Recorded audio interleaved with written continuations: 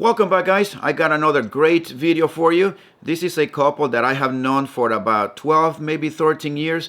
And these two couples have been married for 73 years. And I had the opportunity to sit down with them on an interview that I have been wanting to do with them for about 4 years or so. And the things that you're going to hear from them is some good old school advice that has been working for them for so many years. And this goes to show you that the modern way of doing things is not as effective as the old school way. Let's get into it. I was born in Oklahoma, south of Bristol, Oklahoma, in 1932. I was born in Brooklyn, New York in 1930. When did you guys meet and what year was that? We met in 1950.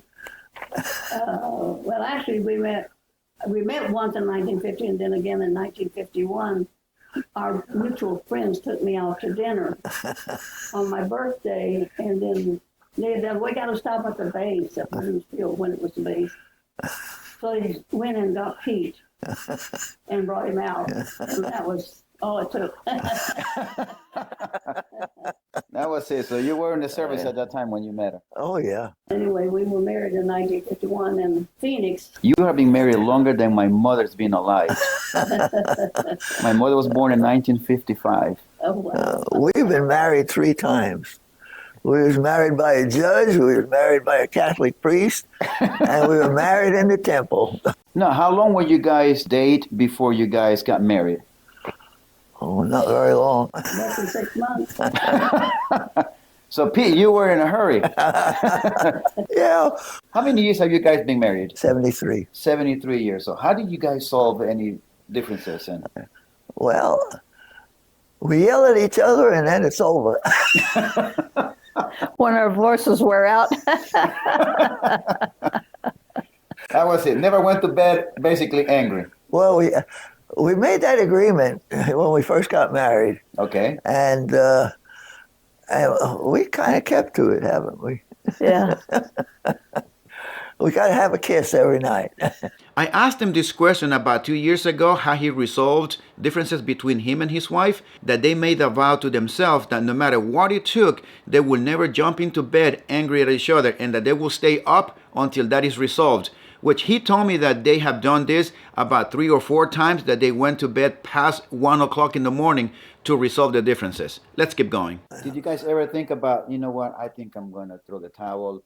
You know, I think we may not work together anymore. One time when we were fairly young, we had 2 kids at the time, and we weren't getting along too well because he was working part-time and he was working full-time. And I was just not very happy. My family was all in Arizona. We were in Kansas. I didn't have any friends. I didn't have a phone. I didn't have a radio. You know, it was just me and my kids. And so I went. I had to talk to somebody. So I talked to this minister. Pete, I don't know if Pete remembers this or not, or if I ever told him. But anyway, he told me. He says, "What you do is you get yourself a piece of paper, and you make a line down the middle. You put the bad points here and you put the good ones over here." When I got through, all the good points were so much more than the bad points. That's how I decided that that was okay. Yeah. You put down the positives and you put down the negatives and you weigh the balance. There was one time I was ready to walk out, and I threw it, and then I went out to the car, and I was going to leave, and she stood behind the car. I stood in front of the car and I wasn't behind it. I was in front of it. What it was, okay, I had to explain. He had 1 day off. It's the first time he'd had a day off in months and months and months. I was He working was going to go to part-time. the service station and work on his car. He hadn't seen the kids because they were in bed when he'd get home, and he would leave before they'd get up. And I was furious. And you're not leaving. You're going to stay here with us and be with our family.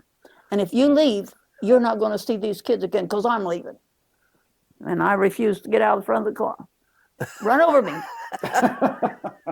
I didn't want to ever be divorced. I didn't want to have my kids have no father or a part-time father or a part-time mother. I didn't want my kids to do that, and he didn't either.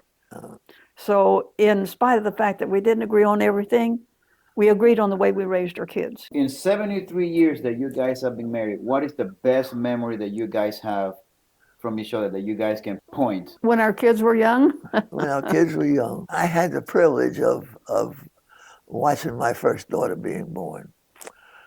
I was in the delivery room with Bess. I can remember looking at my little girl, and I looked and said, "That's my girl. That's my girl."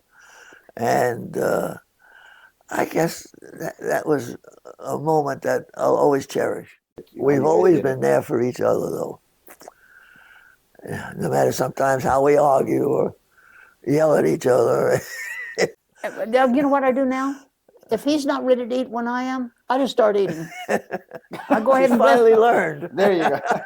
I get tired of waiting on. Well, I don't like the food's cold.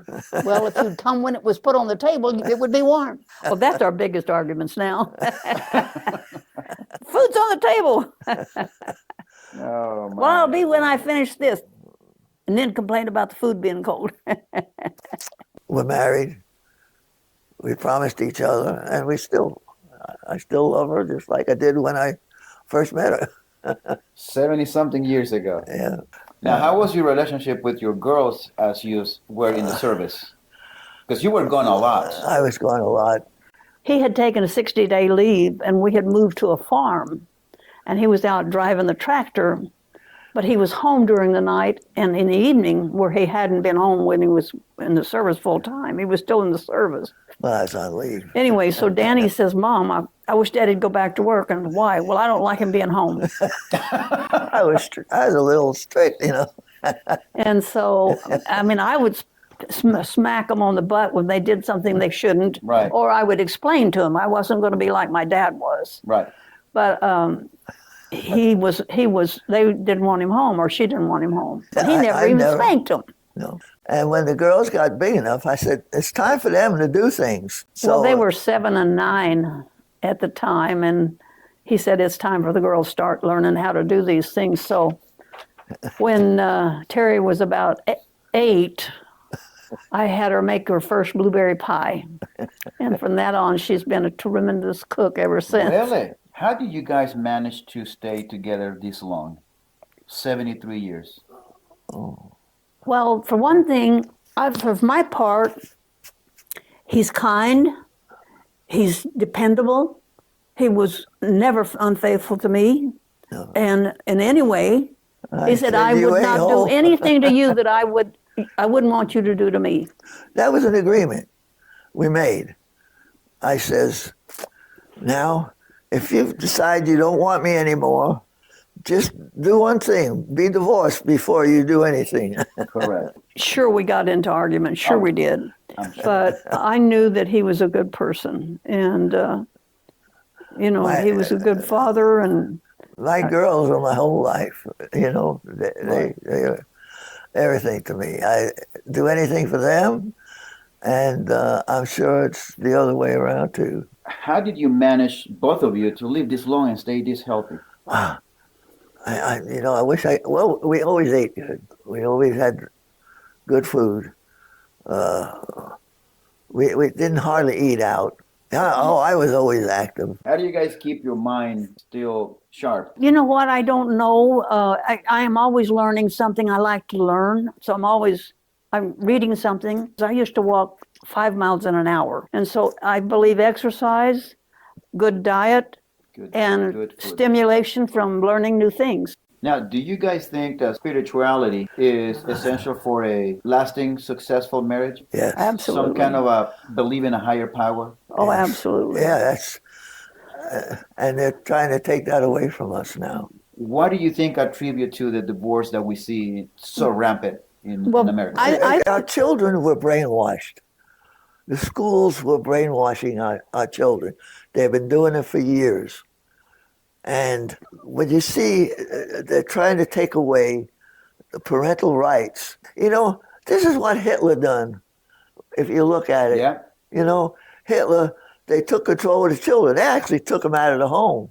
They had these youth schools, and this has been happening for the last 50 years, at least. They quit having prayer in school. They quit having a pledge in school to start the day.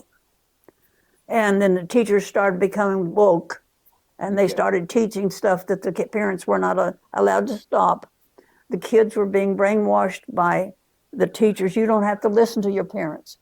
You've got a right. Yeah, They taught them that. Yeah, you Now, got I'm not rights, saying all you teachers know. do, but too Correct. many do.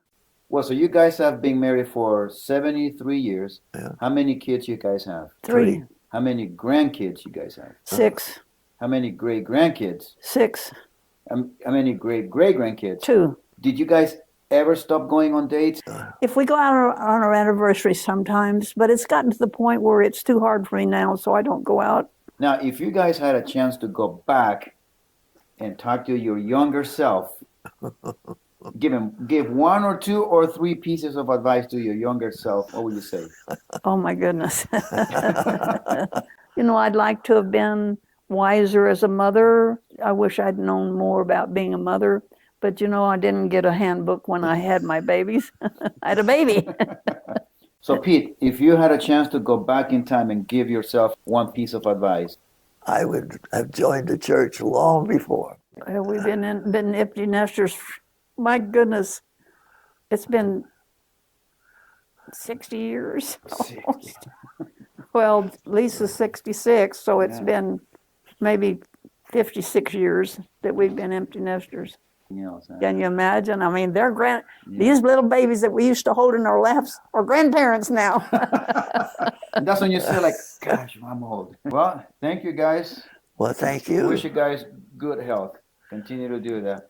Whatever you guys have been doing all of these years, just keep doing that until your body starts to wear out. You can actually sit down with this couple and listen how things were way back in the day when they were kids. We had a very good conversation. It went for about 3.5 hours. We talked about the cost of living back in the day, how much he was making. We talked about the different wars that he has seen throughout his life and the ones that he has been in. Anyways, I hope that you guys enjoyed the video, and I hope that you learned something good from this couple that have been married for 73 years and that you were able to pick up some pretty good advice that you might be able to apply in your lives, just like I have been able to apply some of the things that they have shared with me from time to time in the 12, 13 years that I have known them. So it's a very good, solid, sound advice that it seems to be working fine. The old system worked fine, not that we have today. Take care of yourselves, guys. Watch your 6 at all times, and I'll see you next time.